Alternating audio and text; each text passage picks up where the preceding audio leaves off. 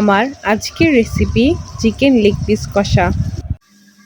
এর জন্যই প্রথমে আমি লেগ পিসগুলোকে ম্যারিনেট করে নেব এবং কিছুক্ষণ রেখে দেব।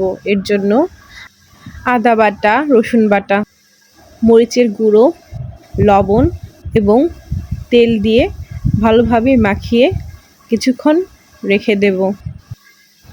লেগ পিসগুলোর সাথে আমি মশলাগুলো ভালোভাবে মিশিয়ে নেব, যাতে মশলাগুলো লেগ পিসের ভেতরে ভালোভাবে মিশে যায়। এরপর কড়াইতে তেল গরম করে তাতে তেজপাতা, দারচিনি, লবঙ্গ, এলাচ দিয়ে ভালোভাবে নাড়াচাড়া করে নেব এবং মশলাগুলো একটু লালচে ভাব চলে আসলে তাতে পেঁয়াজগুলো ছেড়ে দেব।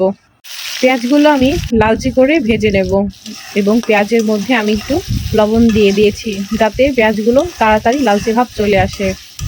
পেঁয়াজগুলো হালকা ভাজা হয়ে গেলে আদা রসুন বাটা দিয়ে দেব এবং সবগুলো একসাথে মিশিয়ে একটু লালচে করে ভেজে নেব। এরপর গুঁড়ো মশলাগুলো দিয়ে দেব। এখানে আমি হলুদ গুঁড়ো, মরিচের গুঁড়ো, জিরা গুঁড়ো এবং ধনিয়া গুঁড়ো ব্যবহার করেছি এবং স্বাদমতো লবণ দিয়ে দিয়েছি। মশলাগুলো আমি ভালোভাবে কষিয়ে নেব। মশলাগুলো ভালোভাবে কষানোর পর লেগ পিসগুলো মশলার মধ্যে ছেড়ে দেব এবং মশলার সাথে লেগ পিসগুলোকে ভালোভাবে মিশিয়ে নেব। মাংসগুলো এখন ভালোভাবে কষিয়ে নেব কম আঁচে। মাংসগুলো ভালোভাবে কষানোর পর পরিমাণ মতো জল দিয়ে দেব।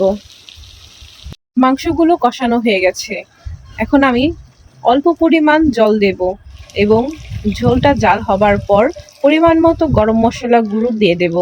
আমি বেশি ঝোল রাখবো না, যেহেতু আমি কষা কষা করব, এর জন্য অল্প পরিমাণ জল ব্যবহার করব। ব্যাস, তৈরি হয়ে গেল আমার চিকেন লেগ পিস কষা। দেখতে যেমন সুন্দর হয়েছে, খেতেও কিন্তু দারুণ হয়েছে।